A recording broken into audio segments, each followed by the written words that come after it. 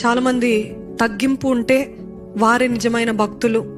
చాలా బాధాకరమైన విషయం. నేను ఎన్ని సంఘటనలు విన్నానంటే, పై రూపంలో చాలా మంది అన్ని చక్కగా ఉన్నట్టు ఉంటది, భక్తిగా కనపడతారు, ప్రార్థన పరులుగా కనపడతారు. బట్ ఆన్ ది ఇన్సైడ్ ఎట్లాంటి వ్యభిచారపు ఆలోచనలు, పాపపు ఆలోచనలు, లేకపోతే ఎటువంటి కుళ్ళుబోతులు, అసూయ, ద్వేషం ఉందో మనకేం తెలుసు?